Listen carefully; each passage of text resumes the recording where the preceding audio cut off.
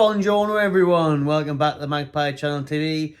Snowing outside, Christmas settings going on here, heat and blasting to try and warm up. Snow is coming down, not for Newcastle it's not, over in Saudi Arabia. They're currently 1-0 up against Al Hilal. Joe Linton with the goal there, going to stick the rest of that match on soon. But before we get into any Newcastle stuff, actually this video is going to be predominantly England.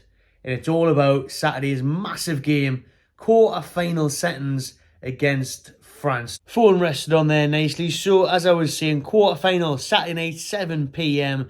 A massive, massive game for England. And everyone's talking about Mbappe. How do we stop Mbappe? And I'm sick of it. I'm sick of hearing it, right? Now, I mean, how do you stop Mbappe? The French and everyone else should be thinking and saying, how do you stop Phil Foden? How do you stop Bukayo Saka? How do you stop Harry Kane? That one probably not so. But he's still a goal scorer. Well, he has scored now in the World Cup, assists and everything. Do you know what I mean? We've got players all over the park. Jude Bellingham, Declan Rice. These players are some of the best players in the world right now, on form. I did a thing the other day for the France game. Combined 11. 4 players made it into my England and France combined 11. 3 of them were the back 4. So I had Theo Hernandez in at left back. I had Varane and Upamecano at centre back. You could swap that with any of the French centre backs, to be honest, like Saliba and that. You could chuck them in there. I had Bellingham, Rice and Saka as a midfield. You could maybe swap that with Foden. And then I had Mbappe, Kane, and again, Rashford, Foden, Saka. One of those, any of those up front alongside him. So even Grealish you could chuck in there. So for me, England are the better side than France. It's just obviously France have the best player on the planet right now, apart from Haaland. Well, I still think Mbappe is better than Haaland, but Haaland is obviously a goal machine. Mbappe is doing that at this World Cup. He has got 5 goals. Top of the chart to the golden boot so far this World Cup with 5. The rest, few other players on 3, including the likes of England's Marcus Rashford, who can't even get a start at the minute. So you look around there and you say, yes, Mbappe is on fire. Yes, he is fantastic. He is a massive threat. He's got it all. He's got the pace, the skill, the finishing. He is the whole package. He's unbelievable. He's class. But that's one player. I look around that rest of that France squad, and yes, they do have some very good players. Even Giroud is still banging them in. Griezmann's got a lot more to prove. You've got Tchouaméni in the middle of the park. They have got a lot of players. Marcus Thuram on the wing, who's linked with Newcastle. They have got a lot of, obviously, fantastic players. They are the World Cup winners, the current champions of the world, is France. Didier Deschamps, Le Bleus, je suis un baguette.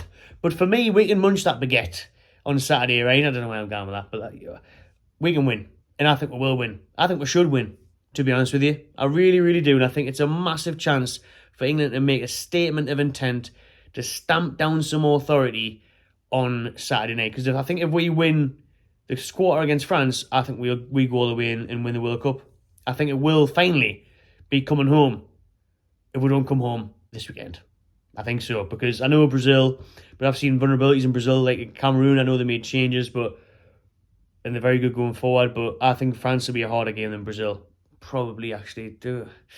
I don't know. But honestly, I just think if we get this out of the way, the confidence, momentum, England can go on and beat Brazil in the final if they get there. Now, I've just said I think we will win it if we beat France, but let's not get too cocky and too carried away, because it will be Morocco in the semi-final or Portugal. 2 teams Morocco have conceded only 1 goal, I think, this tournament. They look fantastic. Portugal just slapped up Switzerland 6-1. No Ronaldo. Gonzalo Ramos, that was linked with Newcastle last summer. He looks amazing. You know, he played the other day, hat-trick for the 21-year-old in his 4th appearance for his country.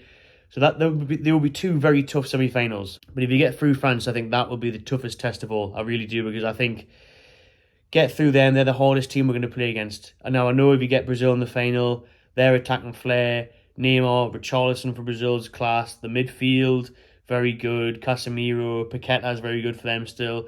But the back line's aging for Brazil. And I think the way they play expansive football, I think we could catch them out. But we've got to focus on Saturday. We've got to get past France. And it is obviously going to be very, very hard. Like I say, the whole debate this week has been, can Walker contain Mbappe? Mbappe was ill the other day. He's probably fine now training. Rice has been ill for England. I think he's fine now. Calvin Phillips has said that today. So if everyone's fit, which you'd assume they would be, it's going to be a very, very tight game, a very, very difficult game. But I think, you know, Southgate's came out and said they've got an anti-Mbappe plan. So I just really pray and hope that it's not so negative and pessimistic on Saturday. I hope he doesn't go 5 at the back. And like, he hasn't done that all tournament, so don't do it now. I know it's France, but don't do it. just keep the same team that won the other night against Senegal. For me, Saka probably keeps his place. Does Foden come in? I don't know, but I think the attacking options for England is unreal. It really isn't. Honestly, on paper, I think as an 11, England have got a stronger 11 than France. Obviously, Mbappe is the best player at the World Cup for me, the best player in the world at the minute. But you try and keep him quiet. Like I think Walker's pace can. And England go to this as a bit of an underdog, really, which I think will help us. I think it'll improve our chances instead of being a favourite. Because I think if we go against Senegal, it's a disaster. If we get beat on Saturday, I'm not going to complain as long as we give it a go. As long as we don't bottle it like we did in the Euros final against Italy. If we go out there and we get beat 2-1 and Mbappe scores 2 amazing goals, fair enough. Whatever.